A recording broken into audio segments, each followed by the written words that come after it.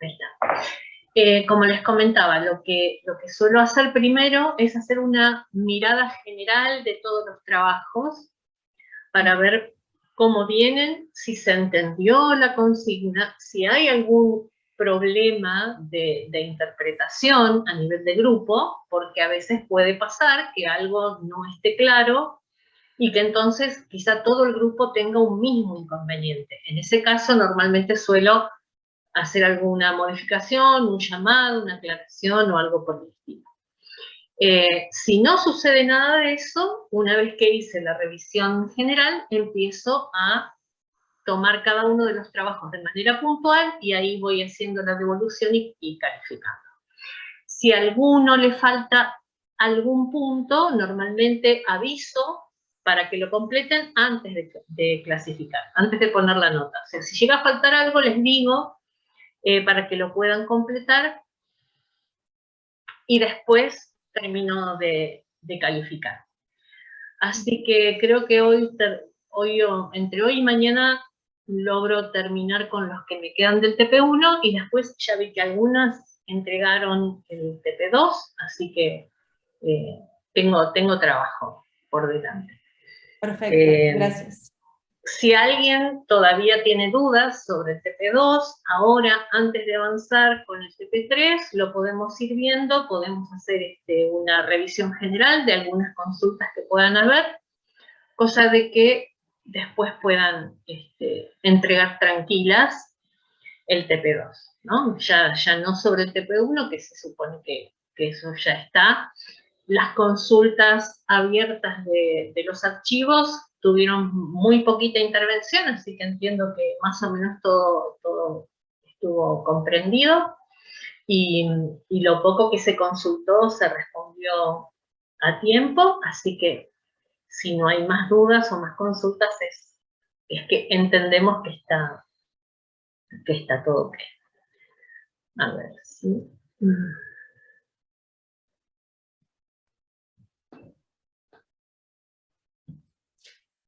Yo puedo aprovechar, Miriam, para hacerte una consulta Sí. chiquitita de TP1, así seguro que la tenés más fresco, así después no hay que volver. Sí. Gracias por la devolución, ahí la leí, y Sí. cuando decís que podría hacer una introducción más gráfica que Sí. permita diferenciar los criterios de análisis, ¿qué quiere decir? No tenés que modificarlo, porque de hecho tu nota es una nota buena, o sea que no. Lo que me refiero a que sea algo más visual, como por ejemplo, una introducción con algún tipo de formato que permita ver a simple vista cuál es la división de los, digamos, de los criterios que analizaste, qué libros ingresan en una categoría, qué libros ingresan en otra, como para más o menos a simple vista saber con cuántos libros cuento por categoría, a qué corresponde cada uno de ellos, y digamos, después de esa primera introducción más gráfica, más visual, sí por ahí pasar a un detalle de cada uno. Publicación por publicación, digamos. Perfecto.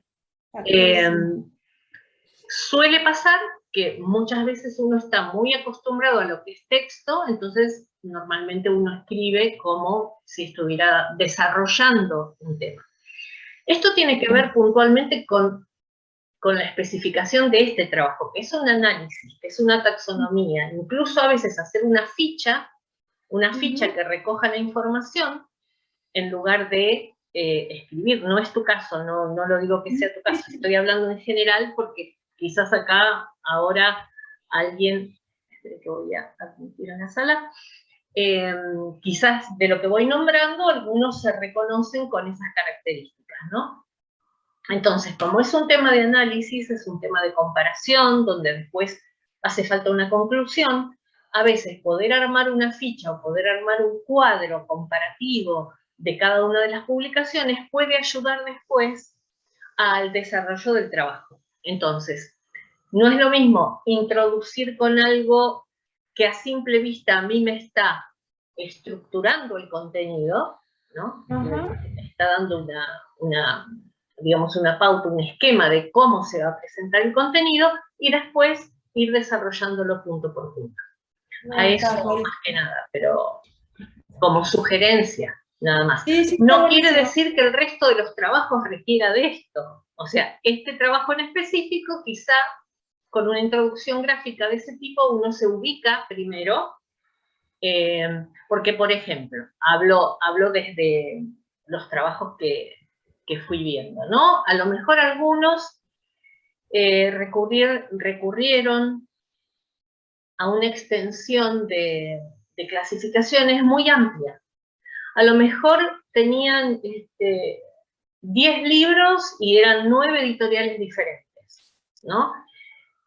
Si esas 9 editoriales no tienen, digamos, no influyen en el peso de la otra clasificación, que realmente quizá pueda ser la más importante, el hecho de tener 9 editoriales quizá hace que la información se disperse, ¿no? Porque uno no puede, teniendo tantos criterios editoriales, uno no puede quizá llegar a una conclusión específica sobre cuál es el tratamiento de determinadas cuestiones a nivel de producción editorial.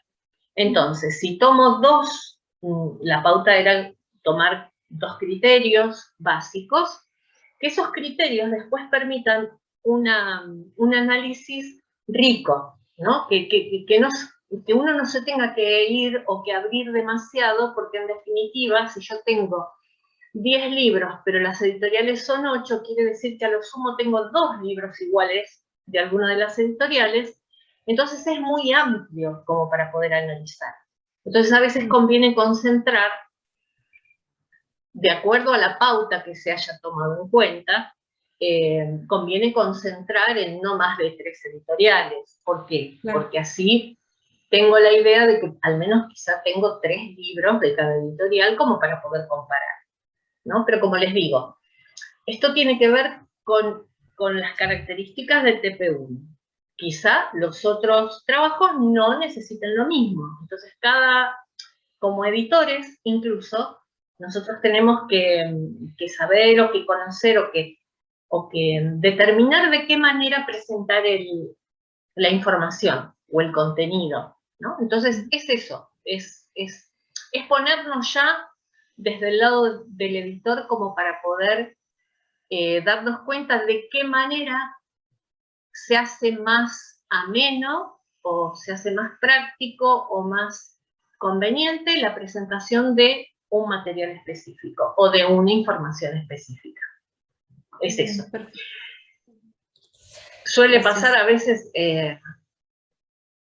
con los datos de las bibliografías, ¿no? Las bibliografías de los libros, si uno no logra al menos darle, si bien eso está pautado por normas específicas, por normas APA, por ejemplo, uno puede darle cierto diseño que haga que eso, digamos, que ese contenido pueda ser leído o asimilado de alguna manera. Si no, directamente con solo verlo, uno no tiene ganas de leer, ¿no? Hablo por eso estoy diciendo que quizá cada trabajo requiere de una presentación específica.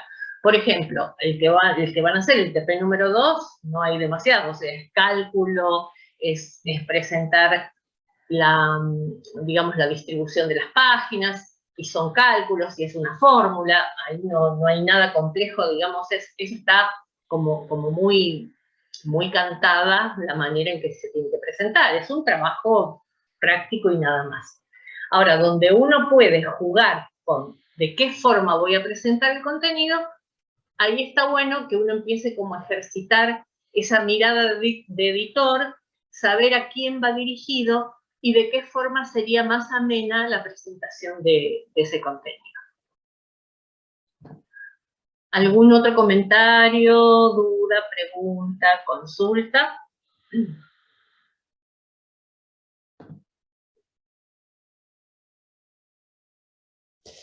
El mío era ese. Gracias. Yo tengo una duda, sí, vengo un poco atrasada. Vengo un poco atrasada, la verdad. No hay problema. Estuvieron pasando cosas y la verdad que no terminé de ver una de las últimas clases, pero quería saber algo. Cuando nosotros tenemos un libro, y viste que a veces los libros cuando calculamos la cantidad de hojas, pero que a veces las hojas vienen pegadas como en la tapa, digamos, como si fuera el forro también. Eso también se calcula, ¿no? Si yo tengo 96, tengo que contar esas dos también. Depende si tiene las mismas características que las páginas interiores del libro. Eso que Claro, vos sí, llamás, que va pegado a la tapa, se llaman páginas de guarda. Muchas veces, sí, las guardo. en los libros antiguos, las páginas de guarda solían ser de un papel diferente, con un gramaje diferente, y por lo general iban impresas, ¿no? Y solían ser distintas a lo que era el cuerpo del libro. Entonces, esas páginas de guarda eran eso y no formaban parte de la impresión de los cuadernillos o de los pliegos. Pero ¿qué pasa ahora? Ahora muchas veces lo que se suele utilizar como página de guarda termina siendo parte de un cuadernillo, porque a la hora de imprimir quizá aprovechan también para imprimir esas páginas que van a funcionar como páginas de guarda, imprimen dentro del cuadernillo y luego que está plegado y presentado, alzado y ya en su lugar, eso termina siendo pegado a la tapa. Entonces, hay que ver las características, hay que ver si el papel es igual o si es diferente, si tiene las mismas características del papel de interior o no. Si está impreso, por ejemplo, si el interior del libro está impreso a un solo color, pero vemos que estas páginas que funcionan como guarda están impresas a 4 colores, evidentemente no forman parte, al menos del cuadernillo, porque no van a imprimir todo el interior a 4 colores nada más que por las guardas o por lo que funciona como página de guarda. Buenísimo, muchísimas gracias. Claro, No. sí, porque lo que me pasaba es que es exactamente igual y como el libro estaba impreso a 4 colores, las guardas también. Entonces, claro, lo tengo que sumar. Entonces sí. Buenísimo. Si vos te das cuenta que el papel es el mismo, el gramaje y la impresión, la cantidad de tintas y todo, sí es posible que lo hayan incluido y que lo estén usando como página de guarda. Igual adjunto unas fotos del libro, por las dudas. Sí. Así que buenísimo, Sí, muchísimas gracias. No, por favor. Hola, Inés. ¿Cómo va? Hola, perdón que llegué tarde. ¡Feliz día! Gracias. Bueno, ¿alguien más? Dudas. ¿Algún comentario, Inés? No, llegué recién para el final de la duda. Está. ¿Alguna otra pregunta, consulta? ¿Algo que haya surgido en estos días? Hola, tengo una única Daniela. duda del TP1 que logré entregar hoy. No lo largaba más, la verdad que me costó un montón terminarlo, no tanto por difícil, sino porque no podía parar de hacerlo. Está. Sí, tengo que dejar de hacer esas cosas. Mi duda era si está subido, porque lo subí al Classroom, pero nunca sé si lo subí en el lugar adecuado. Sí, ya te aviso. Un segundo. Dale, gracias.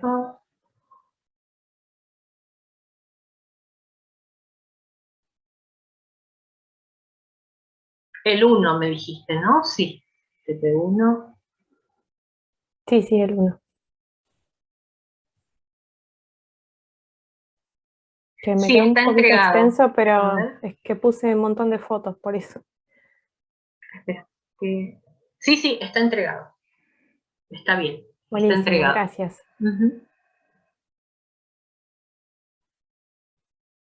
Bien. A ver. Bueno. No sé si pudieron leer algo del material de cálculo tipográfico. Si estuvieron viendo los archivos. Bajé los archivos, pero todavía no pude leer mucho. Bueno. Pero la clase de Gabriel el otro día fue sobre esto. Bien. Más que nada para saber, o sea, nos vamos a introducir otra vez, como les dije, como les digo siempre, a medida que vamos avanzando en las clases, van a ver que seguimos incorporando ideas, conceptos, elementos, lenguaje y todo lo que quieran nuevo a nivel técnico. Entonces, otra vez, lo conveniente es siempre leer el material. Hoy les voy a subir, digamos, la clase grabada del año pasado, donde se explica el tema de cálculo tipográfico, y hoy subí bastante material recortado que les va a ayudar, o sea, porque si bien hay algunos videos que están completos, saqué un extracto, digamos, de alguna de las partecitas de ese video, que después igualmente van a tener que ver, porque hay una explicación más detallada, como para que después lo tengan más a mano a la hora de realizar el cálculo tipográfico. Entonces, acá básicamente ahora vamos a tomar contacto con lo que son los interiores del libro, ¿no? Entonces vamos a empezar a definir lo que es una caja de texto, lo que es una tipografía, cuáles son las características tipométricas y tipográficas que podemos encontrar en una caja de texto, y para qué me sirve conocer todo esto. Volvemos a lo mismo de siempre. El conocer de qué forma yo puedo modificar los elementos de una caja de texto, a mí me pueden permitir reducir o ampliar las cantidades de páginas de un libro, por ejemplo, en función de lo que yo necesite para la producción de ese título. Entonces, es como si yo tuviera, cuando hablamos de cálculo tipográfico, ustedes imaginen que hay, por ejemplo, un cajón de manzanas que tiene, vamos a suponer, 200 manzanas. Esa es una presentación, una caja con una cantidad de elementos, que en este caso son manzanas, y esas manzanas están ubicadas en un cajón que tiene un formato y una medida particular. Ahora, si a mí me dicen que yo esas manzanas las tengo que sacar de ahí y ponerlas en una caja de zapatos, yo no voy a poder poner todas esas manzanas, la misma cantidad de manzanas, en una caja de zapatos, porque es mucho más pequeña que un cajón de manzanas. Entonces, ¿qué va a pasar? Que yo voy a necesitar más cantidad de cajas de zapatos para ubicar esas 200 manzanas.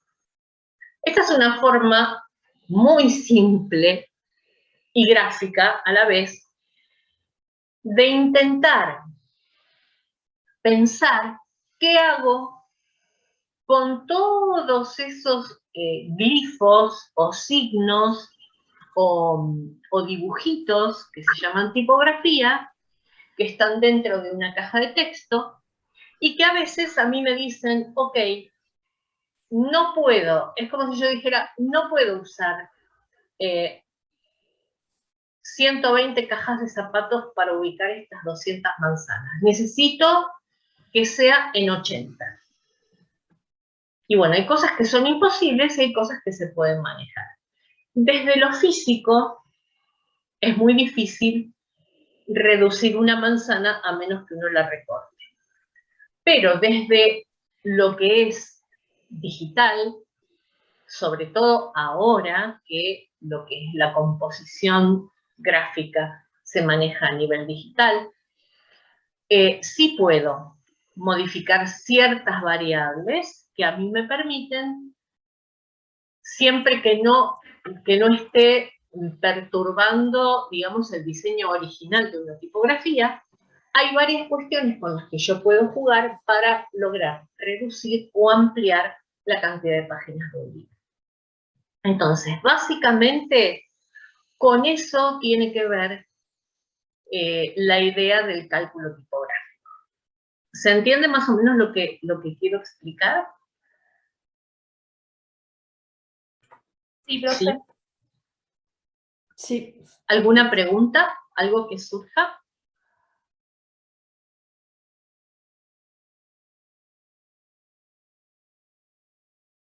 Bueno, después, a medida que vamos avanzando, lo vamos a ir viendo. Antes que nada, vamos a trabajar a partir de ahora con dos elementos, dos herramientas para producción editorial. Yo hoy les dejé un comentario en una notificación, un anuncio, en el aula de Classroom, que normalmente se necesita para producción gráfica lo que nosotros llamamos cuenta hilos, que es una lupa con un aumento potente y un tipómetro. Siempre Aimé tiene el tipómetro por ahí. No sé si hoy lo tiene a mano. Hoy Dame no. un segundo. Sí. Ahora igualmente yo hice un extracto de uno de los videos de Gabriel para poder verlo también. Ahí está. Las de hoy son estas. Básicamente, ¿qué es un tipómetro? O sea, el tipómetro es una serie de reglas.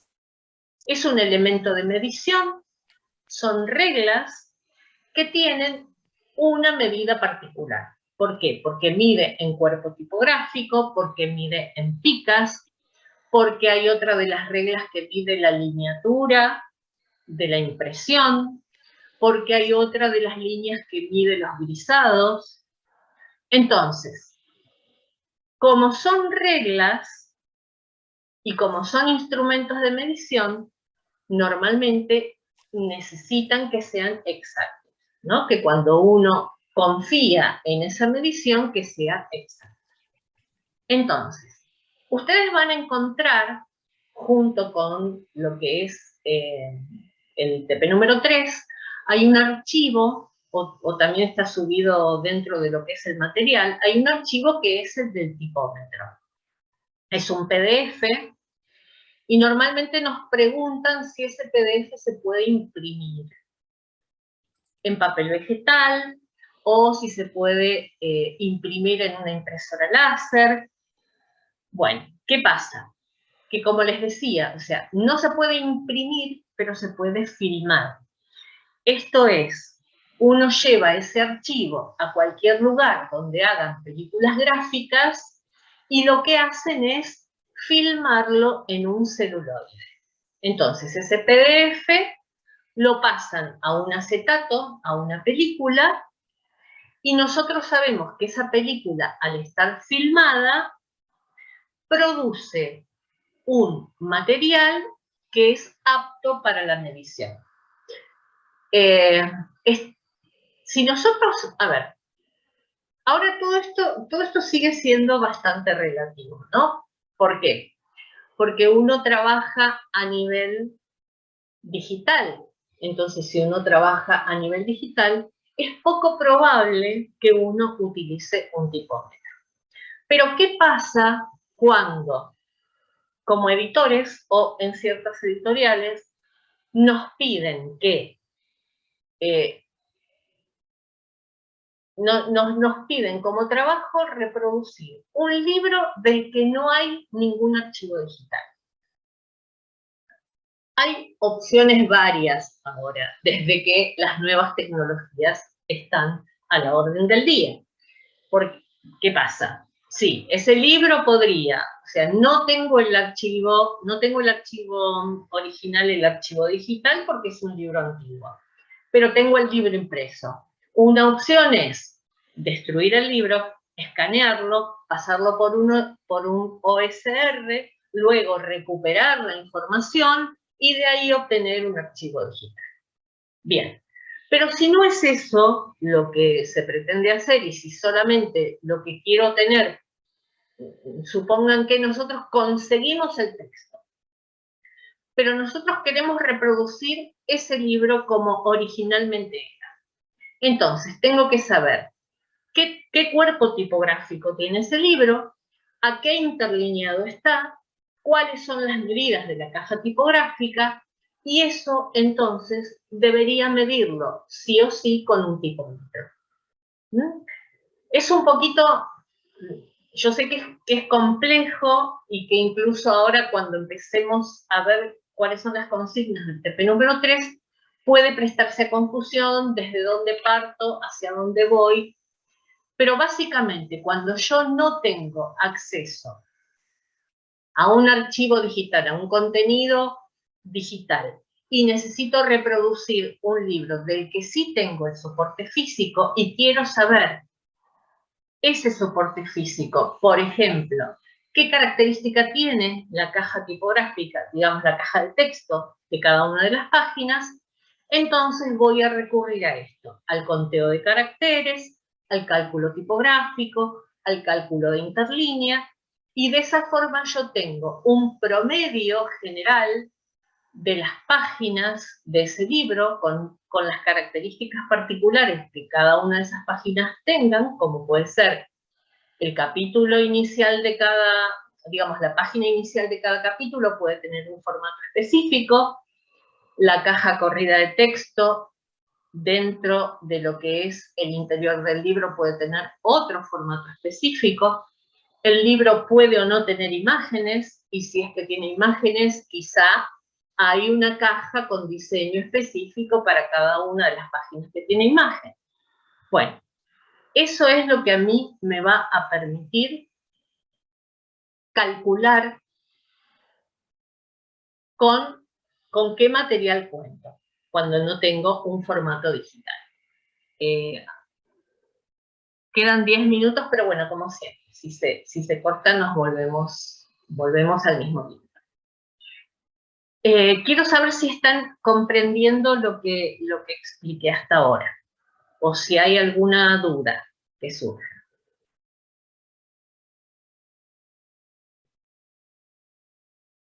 ¿Estamos bien? ¿Ninguna manito? ¿Ninguna voz? ¿En el chat hay algo? No. Ok. Bien, entonces lo primero que tenemos que hacer es reconocer con qué nos vamos a encontrar en cada una de las páginas de un libro, por ejemplo, o de una revista. Entonces, lo que voy a hacer es compartir pantalla.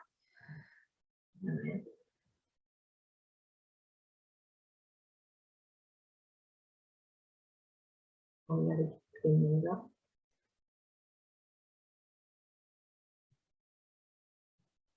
Mientras compartís pantalla, si querés le comparto mi experiencia. Sí, por favor. Hace una semana encargué el tipómetro justamente a ese lugar que recomiendo, el número 9.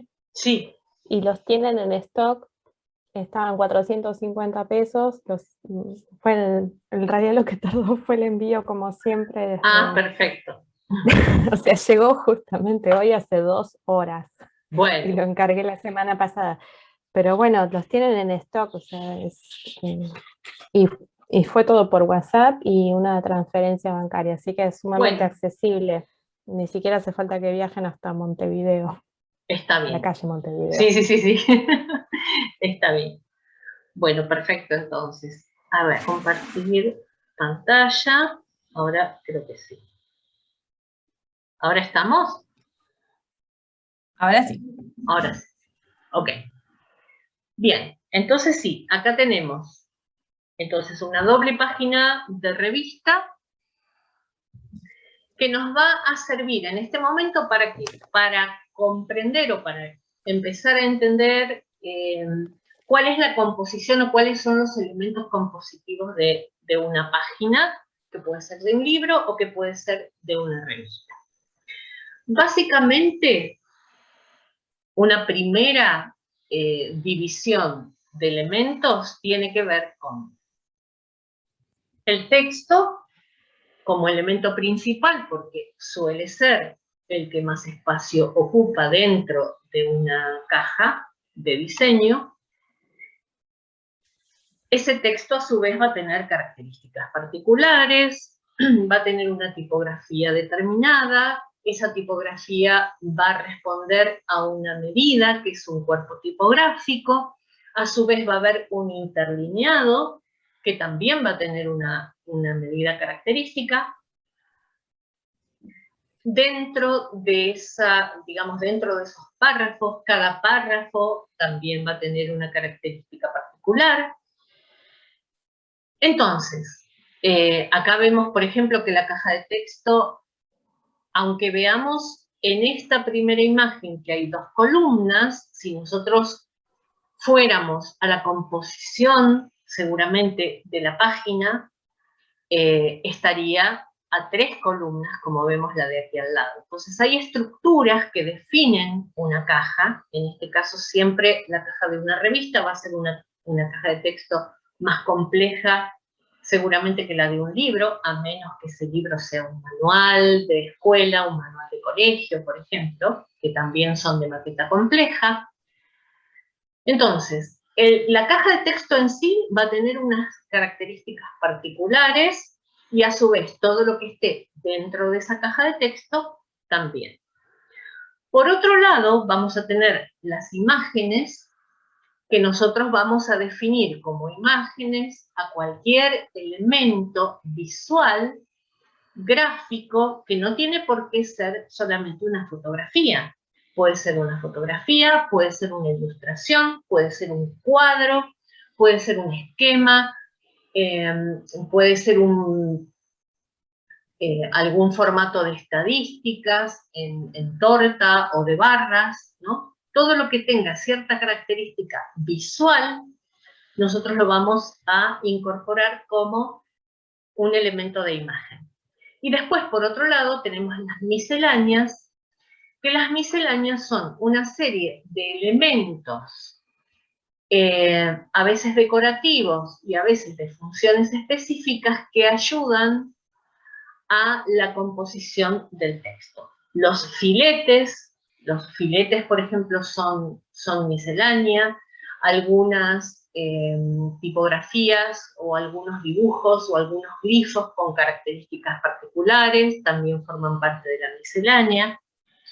Todo esto que ahora les estoy mencionando de una forma breve, lo van a encontrar detallado tanto en los archivos de los apuntes de cátedra como en el video de cálculo tipográfico que hoy les voy a subir para que después lo puedan ver.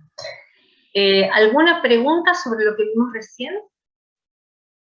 ¿Algún comentario? ¿Algo que quieran sumar?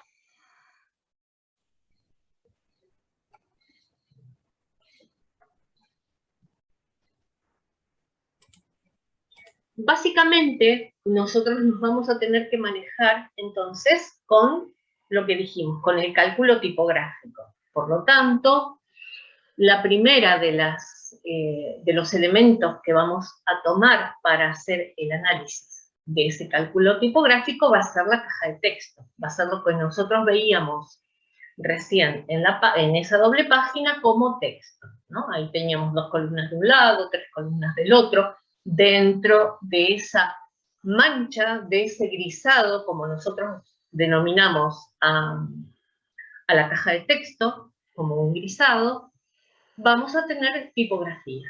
Y esa es la tipografía con la que nosotros vamos a trabajar para hacer el cálculo de páginas, el cálculo de caracteres con espacio por página, qué característica tiene, qué medida tiene, si el texto está justificado o cómo está alineado, si la tipografía responde o es pura justamente a la tipografía con la que se está trabajando o si sufrió alguna modificación desde las variables con las que se puede trabajar. Entonces, ahí vamos a iniciar con el cálculo de la tipografía. Esto es lo que, a ver si puedo. ¿Lo siguen viendo? Sí. Bueno, esto es lo que normalmente se denominaba un cuerpo tipográfico. Cuando hablábamos de una impresión que ahora podríamos decir, ancestral casi, que era cuando se armaban las formas, con las formas las ramas, Y cada uno de estos cuerpos tipográficos eran un elemento de metal que era construido de una aleación de materiales específicos para permitir la durabilidad y que no fueran alterados durante el tiempo. Cuando nosotros hablamos de cuerpo tipográfico, incluso ahora, a nivel digital, no nos remitimos solamente a la letra, que es lo que vemos aquí, y que sería lo que se ve en el momento de la impresión, sino que estamos refiriéndonos a lo que se ve más lo que no se ve. Acá tenemos todo un rectángulo que en este caso no corresponde a la letra H, pero que sin embargo sí forma parte del cuerpo tipográfico. ¿Por qué? Porque esto responde a las características del resto de la familia tipográfica que nosotros tenemos que considerar a la hora de hablar de un cuerpo tipográfico. Entonces, a ver si...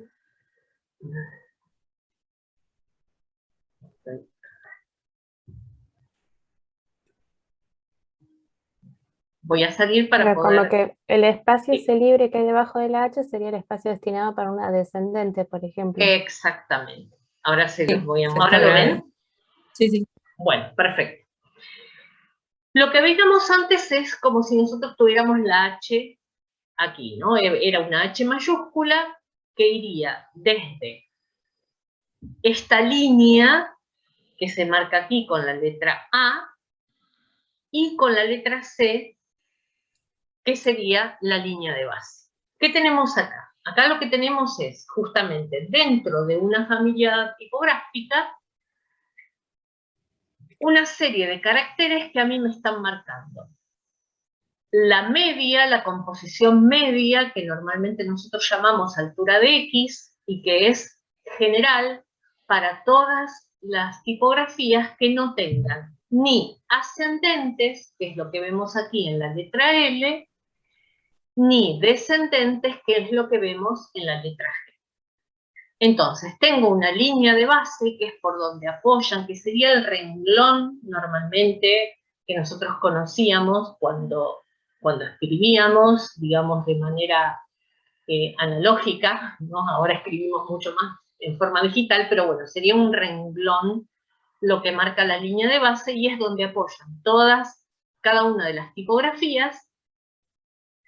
Por debajo de ese renglón estarían lo que son los caracteres que tienen determinados glifos que mantienen lo que son líneas descendentes, y por encima de la altura de X, todos los caracteres que tengan características ascendentes. Entonces, desde A hasta D, eso es lo que me está marcando a mí la medida del cuerpo tipográfico. Es decir, lo que se ve más lo que no se ve. Cuando yo veo una letra X, esa letra X tiene determinado cuerpo tipográfico que va a estar dado en función de toda la familia tipográfica y de aquellos caracteres que mantengan líneas ascendentes y líneas descendentes. Eso es lo que me da a mí el cuerpo tipográfico. Y que, como les decía, está basado en aquellos antiguos tipos móviles que se utilizaban para impresión años A. ¿Esto queda más o menos claro cuando hablamos de cuerpo tipográfico? ¿A qué nos referimos? Sí. Bien.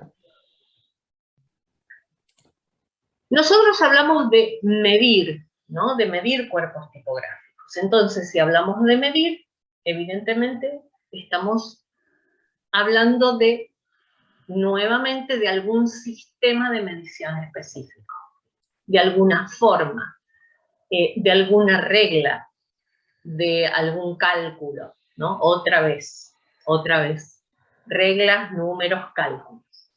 Entonces, hay Yo voy a volver a compartir pantalla para que empecemos a tomar contacto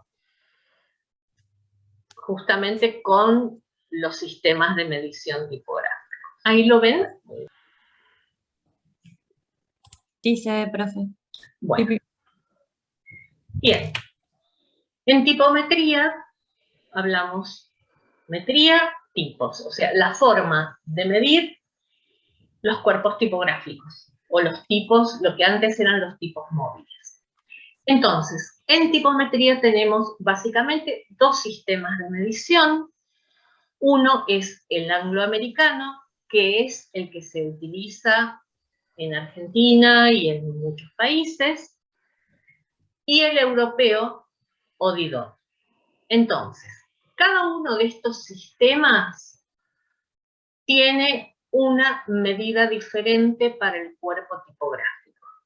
A ver, los dos se dividen en 12 partes o 12 puntos D, pero cada uno de esos puntos tienen una medida diferente.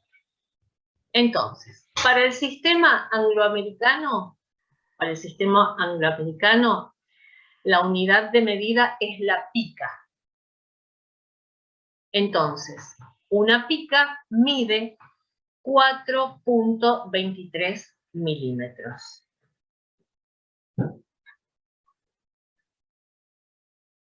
Esa pica corresponde a 12 puntos.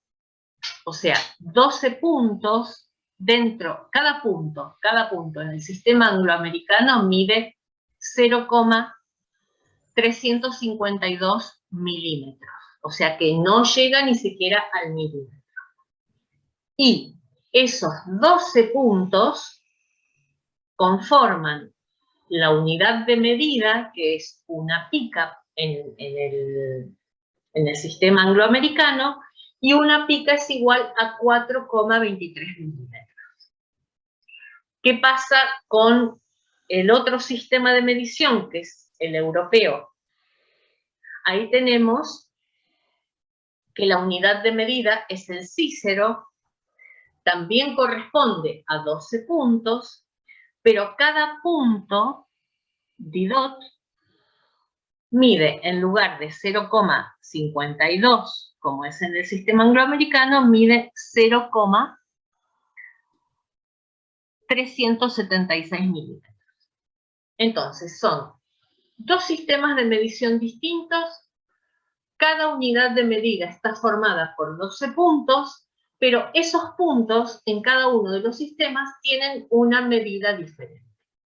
Nosotros de lo que nos vamos a acordar ahora es de esta medida, es de la pica, que es la unidad de medida del sistema angloamericano, y una pica es igual a 4,23 milímetros.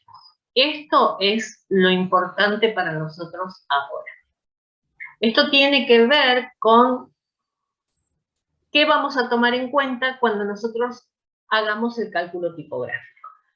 ¿Y de qué forma vamos a hacer el cálculo tipográfico?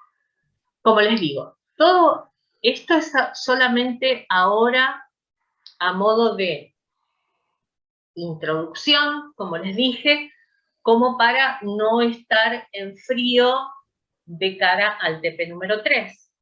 Pero lean los apuntes, vean el video que les voy a subir, porque ahí hay un desarrollo mucho más detallado de cada una de estas cosas. Ahora solamente es una introducción para que ustedes sepan o tengan una idea de qué estamos hablando.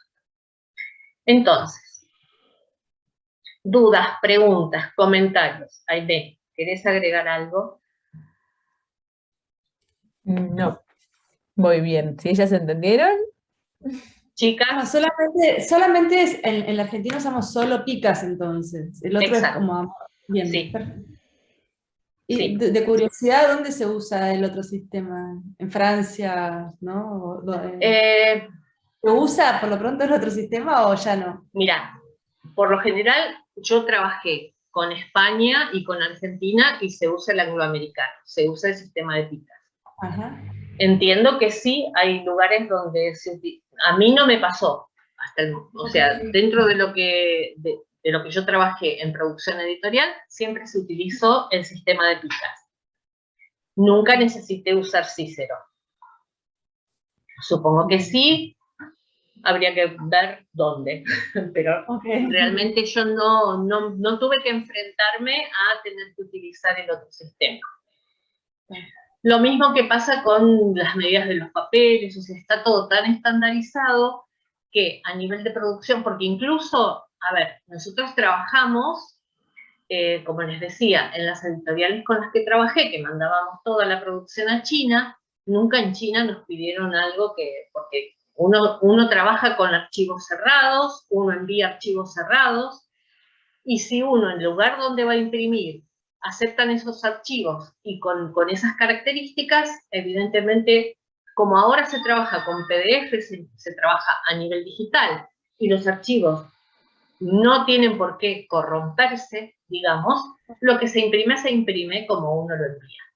Entonces, como yo les decía, esto viene de sistemas analógicos de impresión, de tipos móviles, de metales, de ramas, de tipografías, de sistemas tipográficos que eran absolutamente diferentes. Ustedes piensen que un tipógrafo o una persona que estaba armando las composiciones de páginas en una imprenta, antiguamente tenía que armar con una regla tipográfica cada una de las líneas con esos tipos móviles, que eran estas letritas de metal, las armaban en esa regla. Piensen que las armaban al revés, o sea, ellos, en su mente, tenían que armar el texto que estaban leyendo, invertirlo, darlo vuelta, armarlo de atrás para adelante, o sea, imposible de leer, como si lo leyeran en espejo, como si ustedes pusieran un libro, la página de un libro, delante de un espejo y ustedes tuvieran que leer eso. Así armaban dentro de las imprentas las personas que estaban encargadas de la composición de la página. Era un trabajo absolutamente chino, ¿no? Porque hay que pensar que todo era al revés. Todo era al revés, porque después cuando eso se armaba en la rama y esa rama se componía, cuando eso imprimía y volcaba el papel, justamente lo volcaba en espejo. Entonces, todo lo que él veía al revés es lo que tenía que dar al derecho cuando se imprimía.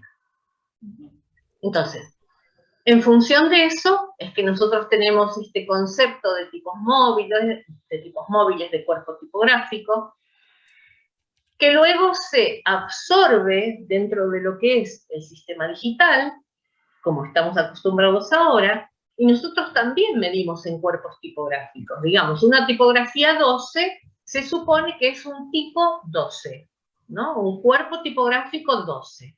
Eso, aunque ahora es digital, tiene una medida específica y que responde a lo que el diseñador de esa tipografía determinó para esa tipografía. ¿Qué pasa?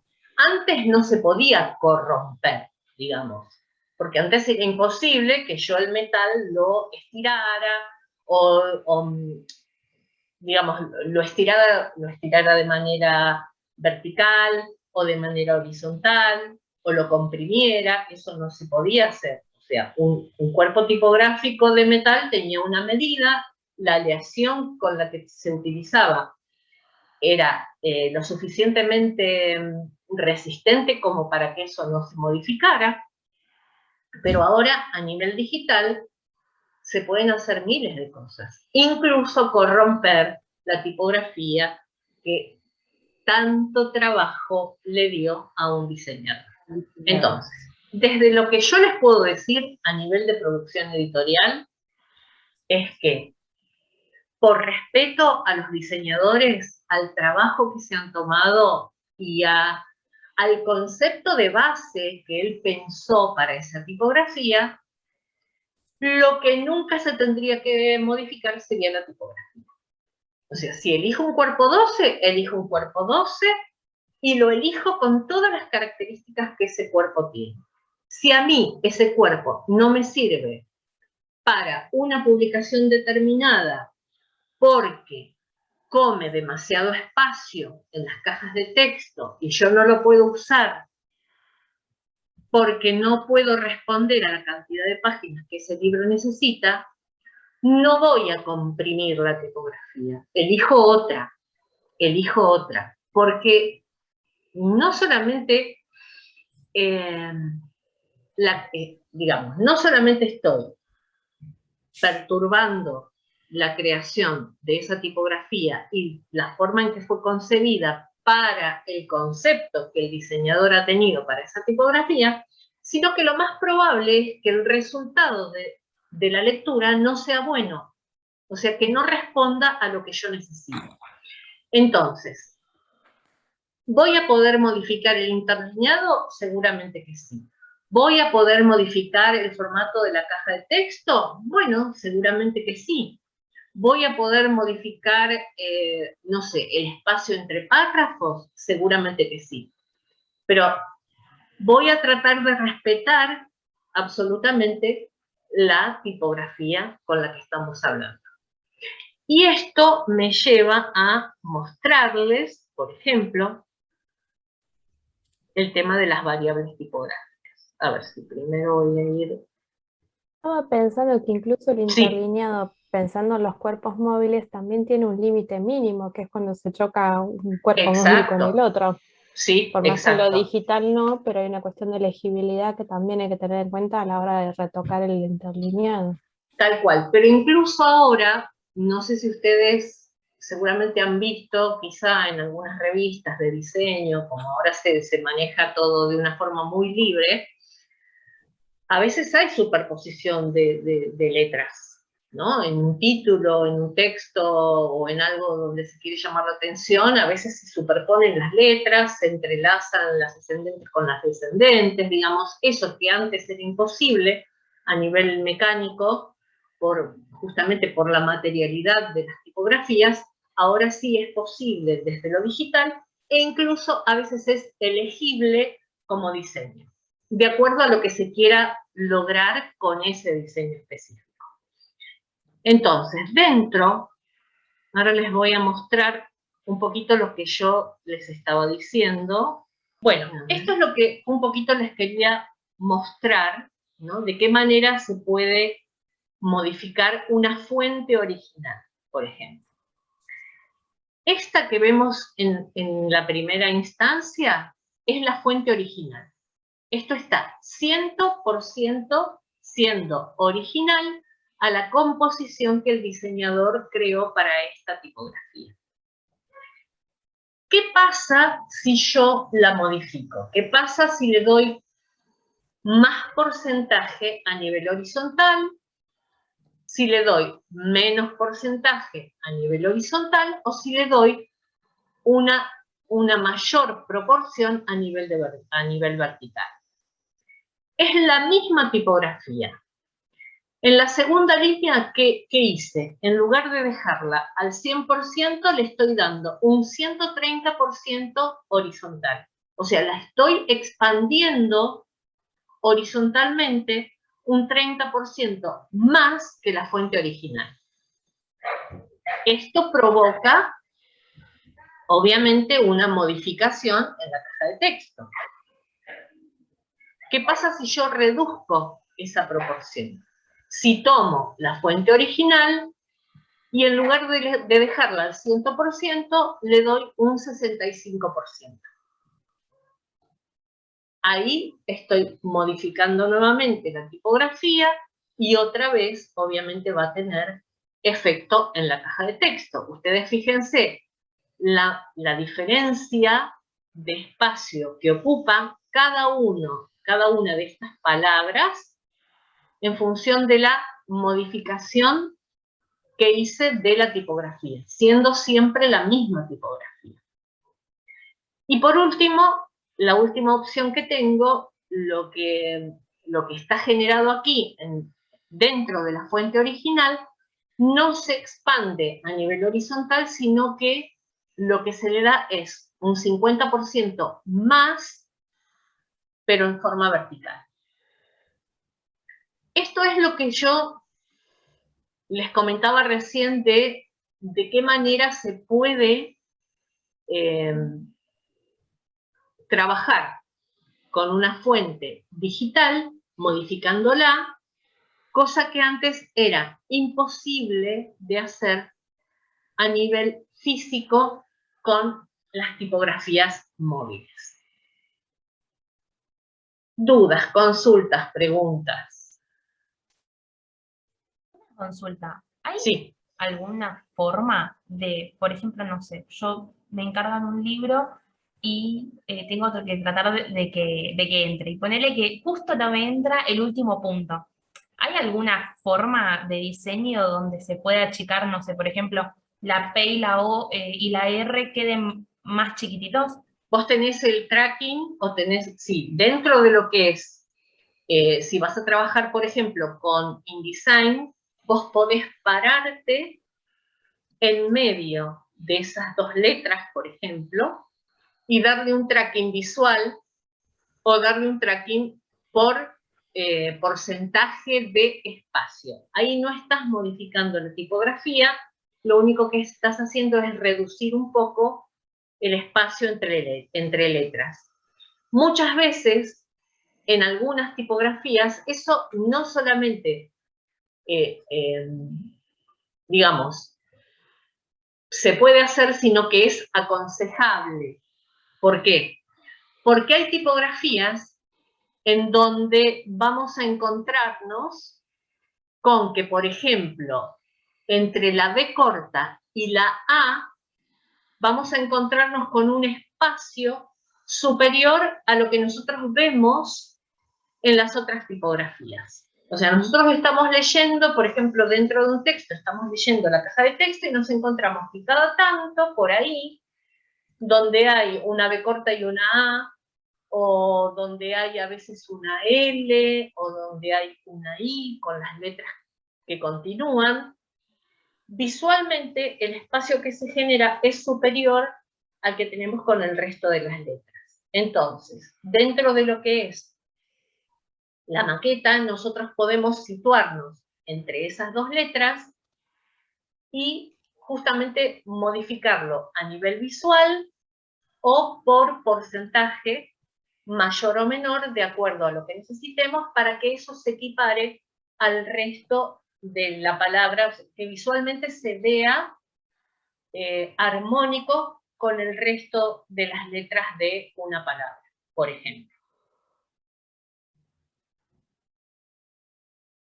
Después voy a ver si se los puedo, con algún videíto, si se los puedo mostrar de manera gráfica para que se vea, para que lo tengan en cuenta.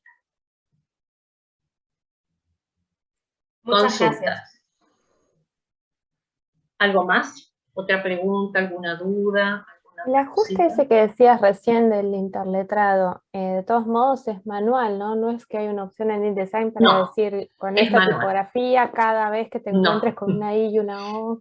No, es manual. Lo que vos podés hacer, sí, es buscar todas las veces que te aparece, por ejemplo, pones en la búsqueda, todas las veces que aparece, por ejemplo, una B corta y una A, y vas modificando, pero sí, no podés marcarlo como para que te lo haga, digamos, a nivel general. Y es más, yo diría que no es aconsejable, porque vos lo debes saber bien porque hiciste diseño gráfico, que cualquier cosa que uno modifique genera un efecto dominó en el resto. Entonces, cuando uno trabaja con las cajas, con las maquetas, si hay algo que modificar que es muy puntual, conviene hacerlo de manera manual y con todo el tiempo para no desbaratar todo el resto del maquetado.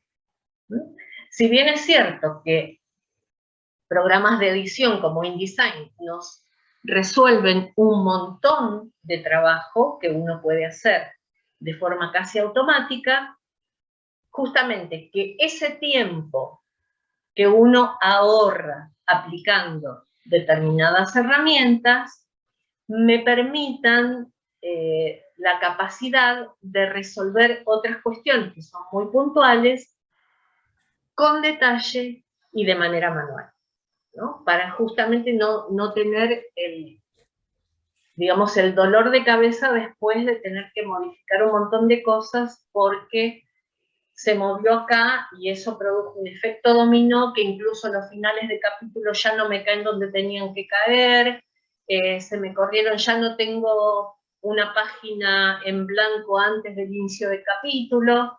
Bueno, un montón de cuestiones que si ustedes trabajan con la maquetación de libros, con las que seguramente se van a encontrar. Recomendación: guardar distintos archivos de cada una de las cosas que vamos a hacer, para poder recuperarlos si hay algún problema. Y si trabajan con editoriales, cuando terminan un trabajo, ustedes guardan su propia versión. Ustedes pasan la versión a la editorial o a la imprenta. Y a su vez le piden, por favor, que ellos hagan copias de ese material. ¿Por qué pasa? ¿Por qué pasa? A mí me pasó una vez trabajando con un libro del Principito para Salin, que tenía todo absolutamente terminado, y se me quemó el disco de la computadora.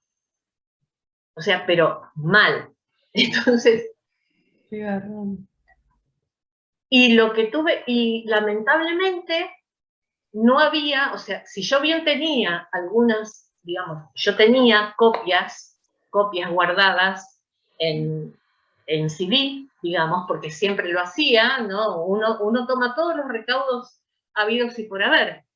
¿Qué me faltaba? Me faltaba la versión corregida y el volcado de la corrección ortotipográfica y de estilo.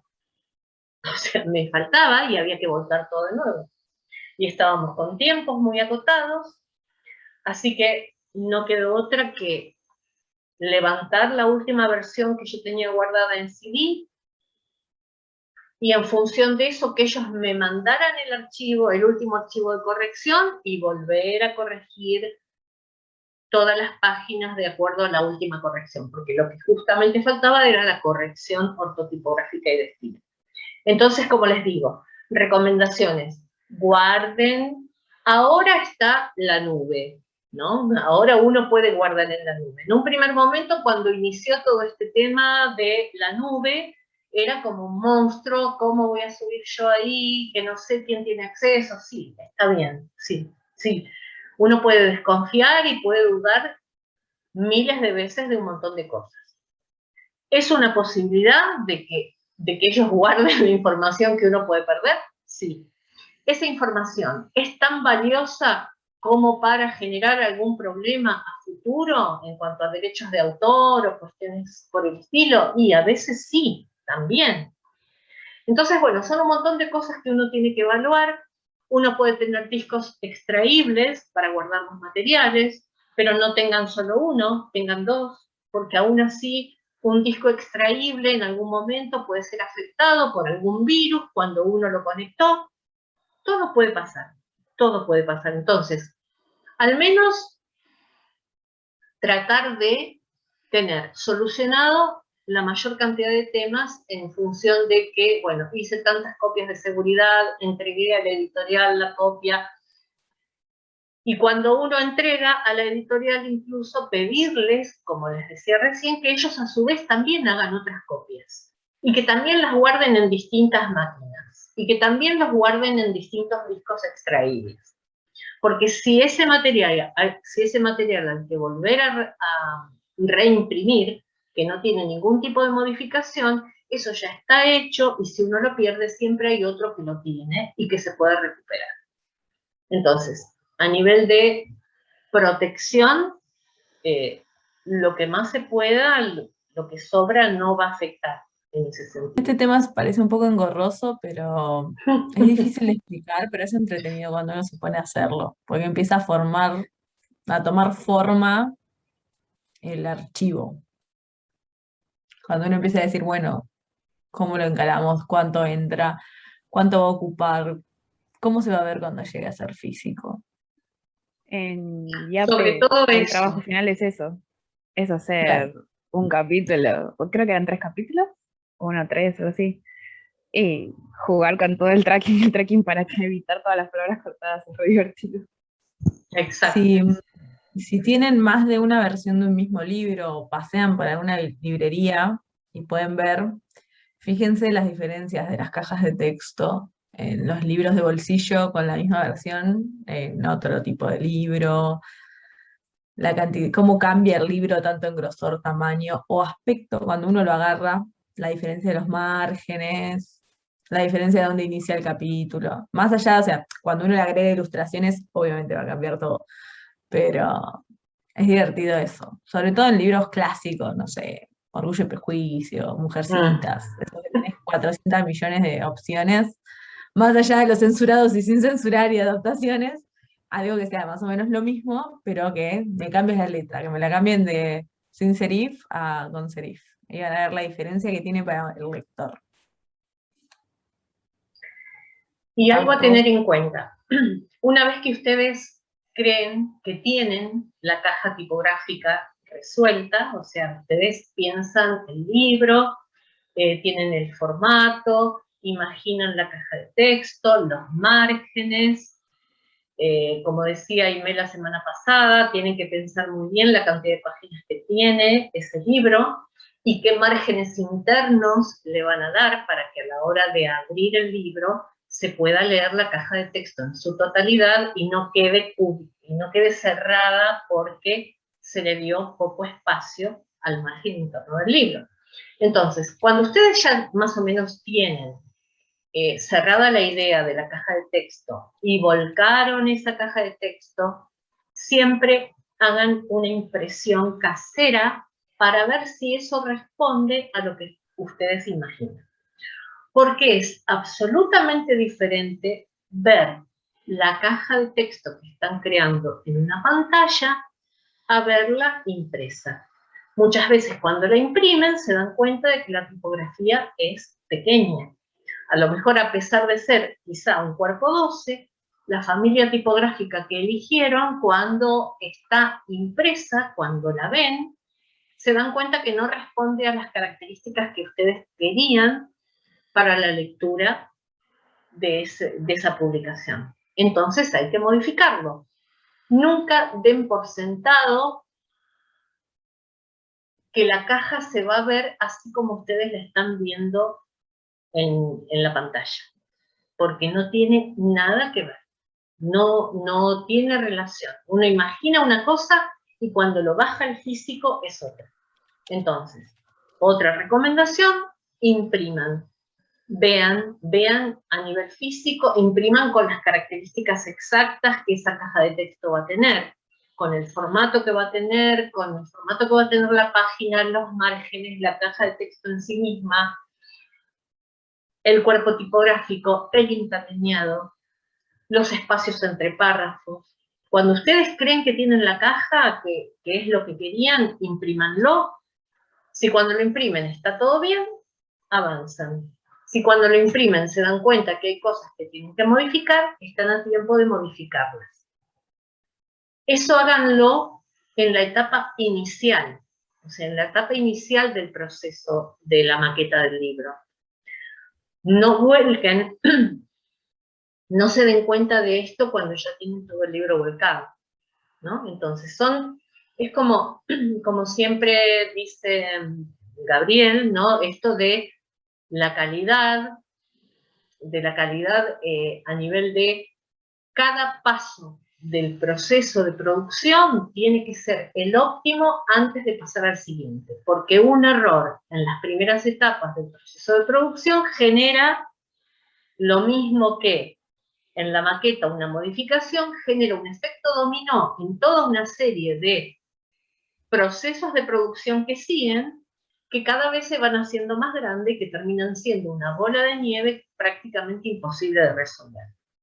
Entonces las cosas con tiempo, de a una a la vez, probamos, imprimimos, lo vemos, está ok, seguimos. Con los títulos, con los subtítulos. A veces uno imagina que el formato, el cuerpo tipográfico que eligió para los títulos es el adecuado y después cuando uno lo ve impreso se da cuenta que no. A veces es demasiado grande, a veces es pequeño, a veces se confunden títulos y subtítulos. Entonces la forma de verlo no es en pantalla, es impreso. Porque el resultado final va a ser impreso. Esto no tiene nada que ver con la maquetación de libros electrónicos para ebooks, por ejemplo, porque cuando uno trabaja a nivel digital, con los libros que van a tener un destino en un formato o en un soporte electrónico, no es uno el que determina las características, porque cada persona que tiene su propio soporte, su propio ebook, puede darle digamos, al archivo de texto las características que quiera. Entonces, ahí es un mundo, es abismal, ¿no? Ahí uno no tiene por qué tener en cuenta, digamos, ahí hay otras cosas a tener en cuenta cuando uno trabaja en un libro digital, en un archivo en un libro digital que no es un PDF, ¿no? Que es para ebook, por ejemplo. Porque ahí sí, es digamos, el lector tiene tanta influencia en el texto como el editor, porque ahí es el lector el que decide cómo lo quiere leer, qué cuerpo tipográfico le quiere dar, cómo lo va a ver. A él le va a llegar un archivo y, por ejemplo, si en una reunión hay 10 personas con 10 soportes diferentes de libros electrónicos, si nosotros vamos y los vemos, vamos a ver que cada uno seguramente elige leerlo de una manera distinta, con una característica de diseño diferente. Entonces, esto es para los soportes digitales, para lo que uno puede tener en cuenta ahora dentro de esos soportes en los que el lector puede tener absolutamente la libertad de modificar y de trabajar sobre ese archivo de texto de la forma que quiera. Volvemos a lo tradicional, volvemos al soporte físico, a la impresión en papel, y ahí nos encontramos con que si nosotros queremos unas características determinadas para esa publicación, la mejor forma es de probarla, de imprimir, de ver las características si responden a lo que queremos o a lo que se nos pidió, porque también puede ser que nos den, no sé, quizá estamos trabajando para algún premio y se le dan pautas a los autores de cómo tienen que presentar sus manuscritos o sus archivos de texto. Y nosotros después tenemos que trabajar con esos archivos de texto que seguramente se los piden sin ningún tipo de formato para que después cuando se maquetan el diseñador pueda darles las características que necesita. Entonces, a nivel de soportes físicos, asegurarnos cada uno de los pasos que elegimos. Y como les comentaba recién, si vemos que incluso a nivel de la elección tipográfica, hagan primero una impresión comparativa de distintas tipografías, de distintas familias tipográficas, con párrafos conteniendo el mismo texto, imprímanlos 3, 4, 6, 10 veces con distintas familias tipográficas y vean en el impreso cuál es la que más les cierra para la producción de su libro. Porque a veces imaginamos una, porque la vimos, porque nos gustó, y después nos damos cuenta que dificulta la lectura, que no es clara, que por ahí agota o cansa porque no tiene suficiente aire. Entonces, esto, ¿no? Verlo en el impreso, ver qué va a pasar con. Tener en cuenta quién es el destinatario final y que nosotros como editores tenemos que proporcionarle la mejor experiencia de lectura. Aunque a nosotros nos guste algo determinado, no quiere decir que ese algo va a ser lo suficientemente bueno para el lector. Entonces, a veces algunas tipografías en pantalla se ven geniales y vos decís, bueno, para ahorrar espacio sirven. no exactamente en productos como libros de novela, pero si ustedes piensan, no sé, en los pósters de las películas que abajo tienen la letra chica, que son aclaraciones, que la hacen con una compacta, que en pantalla, si vos ves el póster en pantalla, se lee re bien. Andá al póster del cine, que es grande, y trata de leerlo. Imposible. En los folletos del supermercado y eso que dicen términos y condiciones de las promociones abajo, también es una letra muy finita y muy La compacta. letra chica. Y no se lee, es imposible leerlo. Entonces uno dice, bueno, quiero ahorrar espacio, hago esto, o digo, bueno, le hago un interlineado menor, porque ahorro 5 páginas, esto que decía en Yape, que te pones a jugar y dices, ocupa muchísimo menos. Y después lo ves impreso y dices, es una bola gris, que sí, la leo, pero tengo que estar así, lo mismo con el tamaño de la letra. Decís, el tamaño 11 no es tan chico. Y no sé si alguna vez les pasó en la secundaria, yo en la secundaria tenía que imprimir todos los trabajos, no se entregaban en digital, se imprimían todos. Y vos trabajabas en la compu en tamaño 11 y era, llegué a la cantidad de páginas. Claro, después lo imprimías y no se leía, no se veía nada, la profesora tenía que estar viendo así. Entonces después te lo pedían en tamaño 12, vos ya quizás trabajabas en tamaño 9, después lo cambiabas, tenías que recortar la mitad del trabajo. Eso pasa. Y también pasa con el tema de los márgenes. Cuando queremos ahorrar páginas porque no llegamos al número y decís, en lugar de agregar páginas en blanco, quiero sacar páginas para tratar de que los cuadernillos sean justos. Y agrandan un poquito los márgenes. Y después vos lo tenés y en el lomo te come el texto, tenés que estar rompiendo el libro para leerlo. Si tienen algún libro con muy poco margen, fíjense que es como raro. Uno se lo queda mirando como diciendo, ¿por qué tiene tan poco margen? Y eso que nosotros no estamos en la cultura de escribir los libros y usar los márgenes para tomar nota y todo el origen de los márgenes, pero estamos acostumbrados a cierto aire en los libros. Libros de novela que ustedes lean que inicie el capítulo arriba. ¿Cuántos tienen? Allá arriba, bien arriba. Ninguno. Uno, con suerte, y de bolsillo. Porque es raro, porque estamos acostumbrados a que el capítulo inicie un tercio, a mitad. Y eso tiene que ver a quién está dirigido. También juega el hecho de si el capítulo termina y tenés una página en blanco o no. Hay gente que le gusta, es mejor a veces agregar páginas y en eso no tenés una caja tipográfica, pero se le agrega algo. Si tenés muchos vacíos, también. Entonces está bueno verlo por ese lado. Por un lado estético, tenés el diseñador que lo ve, y por otro lado que en la pantalla se ven cosas con las fuentes que dicen, esta fuente es re linda. Y después tenés que leerte el libro en esa fuente. Y lo ves en grande, impreso, y decís, che, esto no me convence. Las pruebas están buenas. Porque como decía Miriam, después si ya tenés todo el libro presentado en eso, tenés que cambiarlo, es empezar de cero casi. Las pruebas pueden ir haciéndolas. Con el color después van a ver que pasa lo mismo. Con las cosas de las varias tintas. Exacto. Bueno, dice, este fondo podría tener colores. Y después decís, es re difícil hacer que se registre. De eso tengo un ejemplo de un libro, de eso, para cuando lleguemos al color.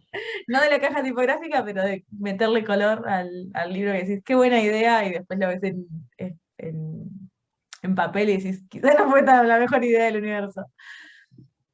Nada, era eso. Exacto, eso es. Incluso pasa con los fondos de colores que uno piensa que está poniendo determinado grosor de tipografía y el fondo empieza a comer la tipografía visualmente, ¿no? Si tiene un fondo muy, poner el rojo que es tan invasivo y una tipografía light blanca, es como que empieza a montarse sobre la tipografía, pareciera la deja más finita de lo que uno piensa que está. Sí. El tema de colores y combinación de colores es algo que vamos a ver en teoría del color y que cambia mucho, sobre todo ver algo en pantalla a papel, pero tipografía también tiene esto de que uno en la pantalla está acostumbrado a leer de una manera,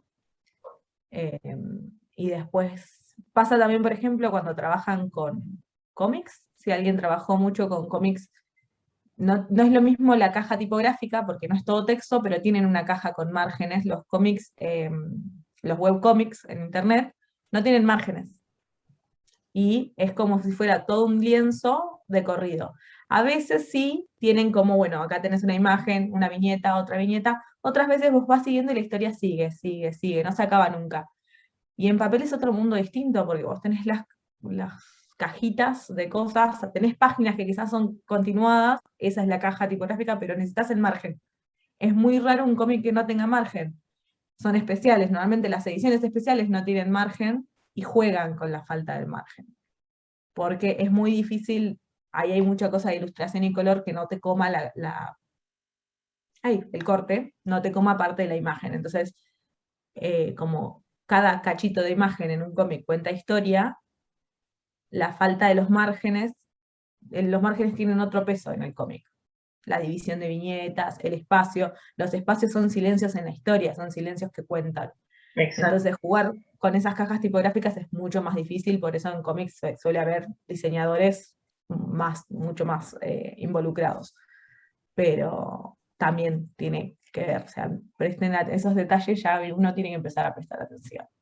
Que es como decís, ¿qué significa esto acá? Y qué aspecto, qué sensación da al momento de agarrarlo. Y si es la sensación que nosotros queremos transmitir, si son los dueños del proyecto, ¿no? Si ustedes están trabajando, calculame la página del libro, es otra cosa, pero si ustedes están encarando el proyecto, son cosas a tener en cuenta.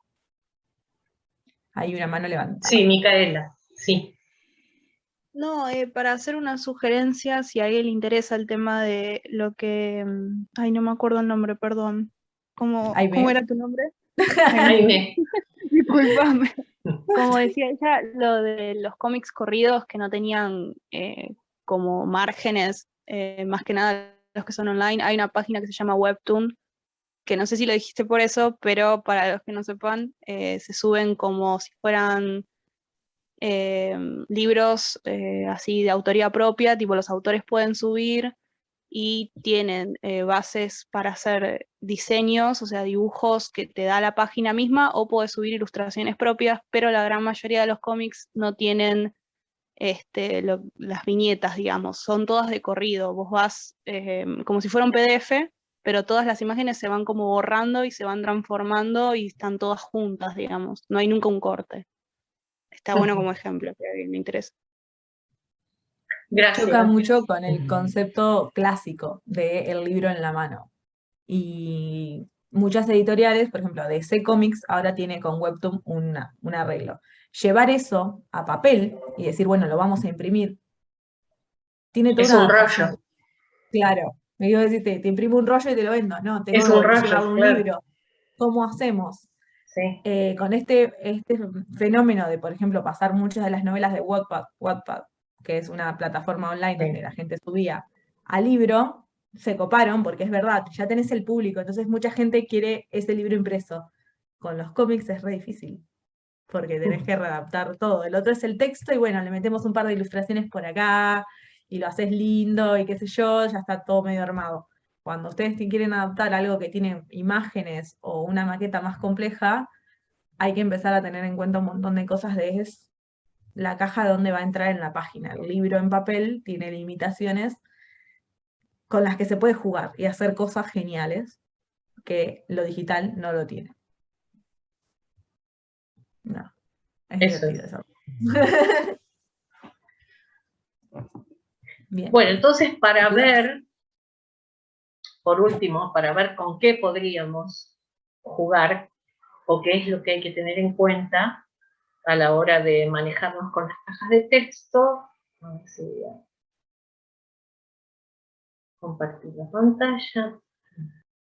Las variables tipométricas tipográficas. Sí, ahí teníamos entonces, acá tenemos la comparativa de, como les decía anteriormente, la letra H como un tipo móvil, físico, de metal.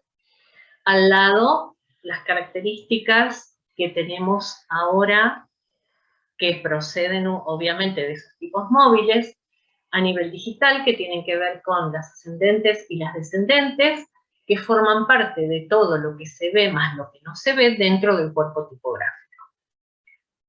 Entonces, las variables tipométricas tipográficas son las que vemos aquí. Por un lado, el cuerpo tipográfico que es la medida del tipo, o sea, la medida de esa letra que forma parte de una familia tipográfica determinada y que tiene características determinadas también.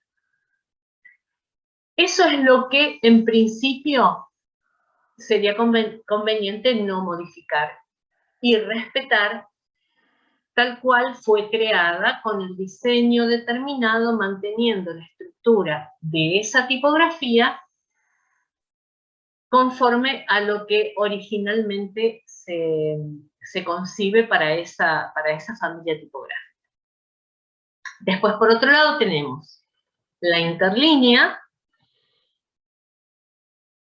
que eso sería como movernos dentro de los espacios que nos quedan entre la línea ascendente y la línea descendente. Digamos, son los espacios que tenemos entre los renglones, o sea, esos blancos que habría entre los renglones.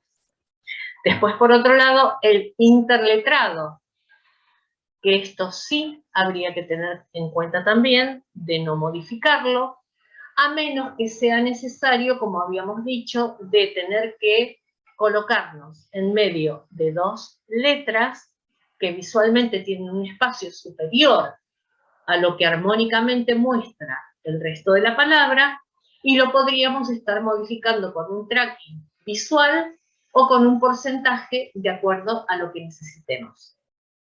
Pero no sería algo a tomar en cuenta al momento de modificar por completo una caja de texto. No deberíamos tocar el interletrado, porque esto sería reducir de alguna forma la concepción de esa familia tipográfica. Por otro lado tenemos el interpalabrado, que es el espacio entre palabras, que eso también de acuerdo a, digamos, al párrafo, a la característica que le demos al párrafo, si es embanderado o si es justificado. Muchas veces si nosotros estamos trabajando con un justificado estricto, digamos, para que me quede una caja completamente cuadrada, digamos, rectangular, o sea, que vaya de margen a margen y me quede absolutamente justificado el texto, muchas veces eso va a provocar que entre palabras quizá haya un espacio que a nosotros no nos convenga o no nos cierre a nivel visual. Entonces también tenemos que ver hasta qué punto a veces utilizar un párrafo justificado puede servir o no para la estructura de la caja de título. Y por último tenemos la proporción, que es lo que habíamos visto antes, tomar en cuenta una palabra, por ejemplo, con la tipografía original al 100% y aplicar sobre ella modificaciones de proporción, expandiéndola o contrayéndola en un porcentaje determinado, ya sea a nivel horizontal o a nivel vertical. Entonces, estas son las variables tipométricas tipográficas. Con algunas se podría llegar a trabajar para modificar la caja de texto y con otras no sería conveniente. O sea, se pueden tocar todas. Algunas pueden producir efectos contrarios a lo que uno quisiera obtener para esa caja de texto, para la legibilidad de esa caja de texto, y para hacer lo que nosotros consideramos para lograr lo que normalmente tendría que ser el objetivo de producir una experiencia de lectura agradable, buena, amena, dentro de todo, que produzca una sensación de descanso y no de agobio, que invite a la lectura y no que uno abra la página y vea la caja de texto y no quiera ni siquiera empezar a leer ese libro o ese texto. Bien. ¿Dudas, consultas hasta aquí?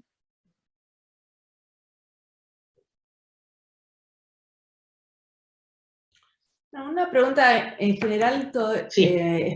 Este es un trabajo que lo haces junto con una diseñadora o diseñador, o cuando te toca hacerlo lo haces vos, por ejemplo, como editora. Yo trabajé como editora, o sea, El editor, como decimos siempre, tiene múltiples funciones. Uno puede dedicarse a lo que más le agrade, y en el caso de si uno se dedica a la producción editorial, al área de producción editorial, una de las opciones para trabajar tiene que ver con esto, de maquetar los libros. A mí particularmente me gusta.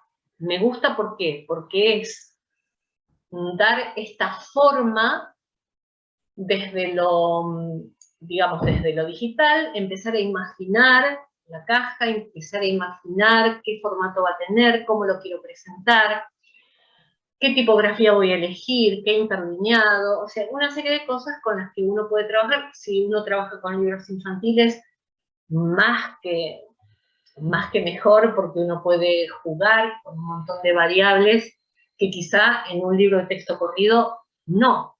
Pero aún así, muchas veces es un trabajo que, si bien hace el diseñador, o sea, los diseñadores hacen maquetas editoriales, pero normalmente, ¿qué pasa? Que el diseñador quizá crea la estructura de la maqueta.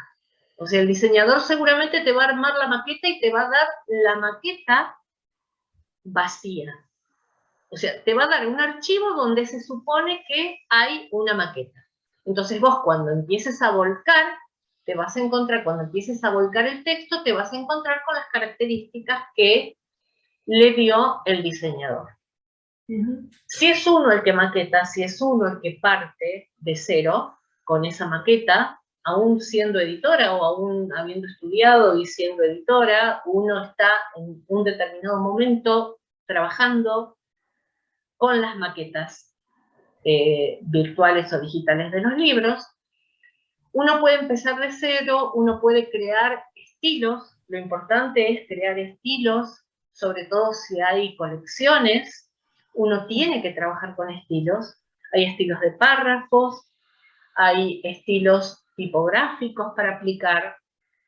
Cuando uno logra trabajar con estilos y tener, digamos, una biblioteca de estilos para aplicar en función de las colecciones con las que uno trabaja, uno finalmente empieza a poder reducir el tiempo de trabajo, porque ya hay una estructura previa que uno armó siendo consciente de lo que quería lograr y utilizando las variables tipométricas y tipográficas que quiere para ese texto.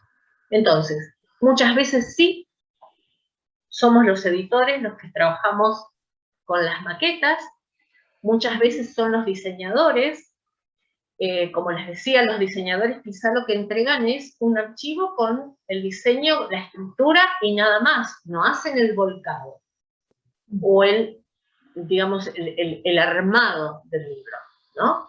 Ellos diseñan la maqueta, entregan el archivo y después el volcado del texto o el armado de la maqueta lo hace otro diseñador o un editor, o depende quién y depende cómo se esté trabajando. Si es editorial, si es una editorial pequeña y donde es uno el que hace prácticamente todo. Pero sí, es un trabajo que lo puede hacer un diseñador y que también lo puede hacer un editor. Y la manera de concebir este trabajo, como decimos siempre, en función de la calidad total de la que hablan los japoneses, es haciendo pequeños procesos donde se optimice cada uno de los pasos.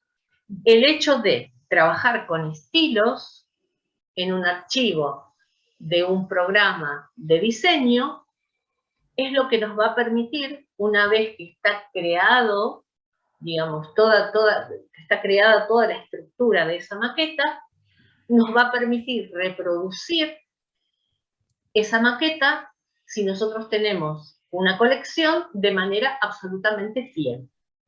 Todos los libros de esa colección van a tener la misma caja de texto, el mismo cuerpo tipográfico, el mismo interlineado, la misma estructura de párrafo, ¿no? Entonces, eso es algo que conviene hacerlo una vez, para que después uno esté seguro que al momento de reproducir otros libros de la misma colección, se respetan las características que uno eligió para esa colección. Entonces, son Cuando no se procesos... respetan, ¿eh? Cuando no se respetan, los lectores lo notamos. Tal cual. Cuando agarras un libro y tiene otra caja, tiene otra tipografía y es de la misma colección. Entonces, ¿qué pasó acá? Es tan básico como respetar, pero absolutamente, la maqueta de tapa de las colecciones. Claro. ¿Por qué? Porque uno no puede tener una colección y ver que el nombre del autor o los títulos o el numerito del libro de la colección... ¿El numerito? No, corren. No, ese es un trabajo que no está bien hecho. Cuando uno coloca los libros de una colección en una biblioteca, el que esté bien de cero depende que la maqueta de la tapa esté bien, que esa maqueta haya sido respetada en la imprenta, que el guillotinado del libro sea correcto y no que sea 2 milímetros arriba, 2 milímetros abajo, porque eso también a lo mejor... Por eso les digo, la producción editorial es un tema complejo porque depende de una cantidad de procesos y de la intervención de tantos protagonistas en todo este recorrido, que el hecho de que un libro salga bien es casi un milagro. Y como decimos siempre, el libro perfecto no existe. Y a mí un montón de veces me lo retrucaban y finalmente terminaban dando la razón de que el libro perfecto no existe, porque aunque uno haya tenido en cuenta absolutamente todo, siempre hay algo que se pasa, siempre hay algo que salta cuando uno está imprimiendo, cuando uno está en la prueba en la imprenta y ve que a pesar de esto se escapó, una cosa tan mínima como un punto final en un párrafo. Pasa. Sí. Pasa. Y uno dice, Bien. ¿cómo puede ser? Lo revisamos 2.500.000 veces, no puede... Sí, es. Encontré, tengo un libro que quizás sirve de ejemplificación de algunas cosas. Es un libro que se llama Cartas de Amor a los Muertos. Es un libro que tiene una idea así como de diario, pero no es un diario. Todos los títulos, no sé si se llegan a ver, tienen una tipografía. Todos los títulos son una entrada que es querido, un famoso. Es una tipografía que parece escrita a mano. El resto de la caja tipográfica es con una tipografía tipo Times New Roman. Pero los resaltados en negrita vuelven a ser la misma tipografía que el título para que parezca escrito a mano, pero en más chiquito. Claro, ¿qué pasa? Si vos usás esa tipografía en todo el libro, te va a dar la idea del libro a mano, pero te agota leerlo. Entonces, esa fue una decisión re linda. Y después, otra cosa es, los márgenes son súper grandes, la caja tipográfica es chica. ¿Por qué? Porque en el medio tenés cosas así que se repiten, que son como manchas o juegos, y en otras tenés una llamada que es una palabra o algo de lo que viene escribiendo. Como fuera en las revistas cuando te hacen un destacado, una cosa así. Entonces da la idea al libro de ser un diario, pero a la vez sigue siendo un libro y vos lo seguís pudiendo leer sin que te queme la cabeza leer el diario de otra persona, que no es la letra. Tal cual. Y es re lindo porque tenés cosas así que vos decís, acá hay un montón de espacio, pero cuando se le agregan las cosas, juega re bien.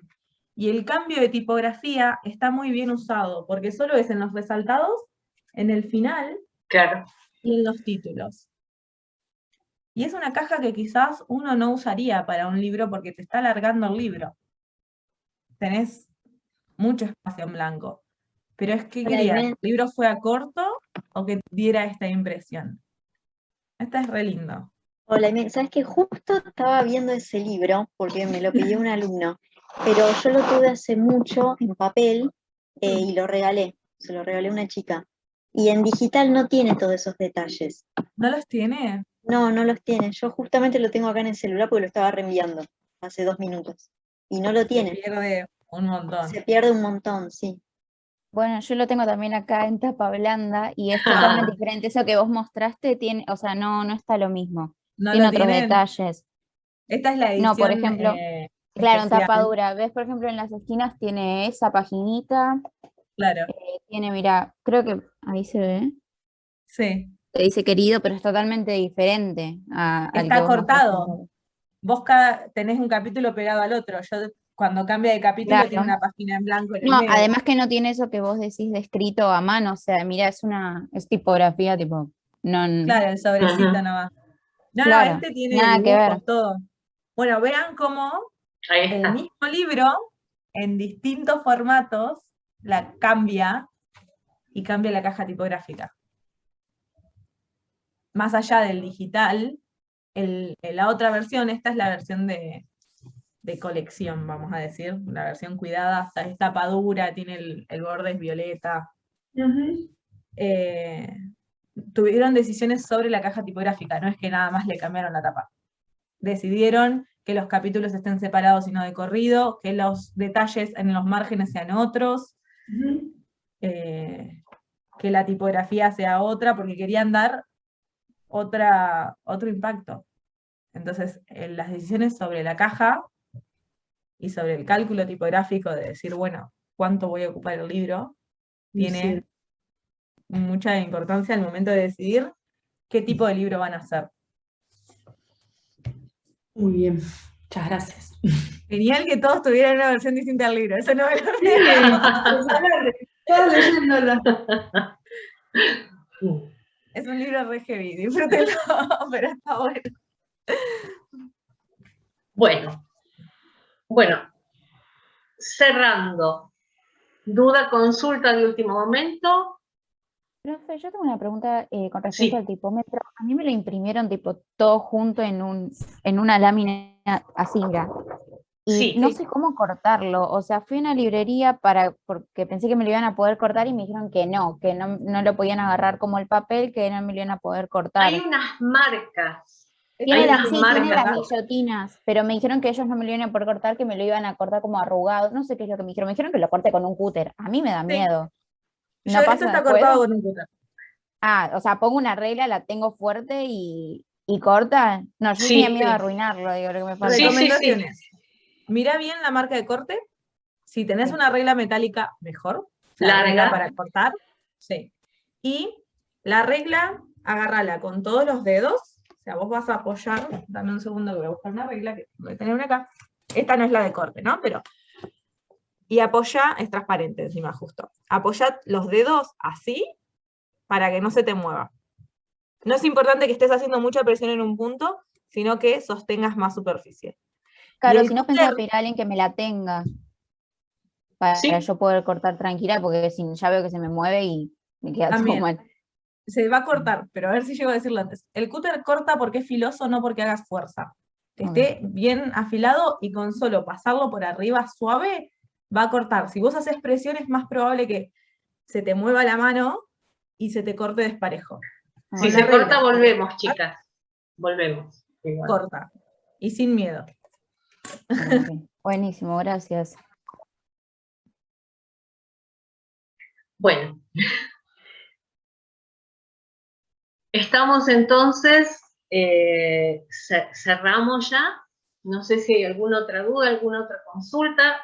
Si quedó claro lo del corte del tipómetro. Sí, perfecto. Ailén, habías consultado, gracias, ¿verdad? Aime.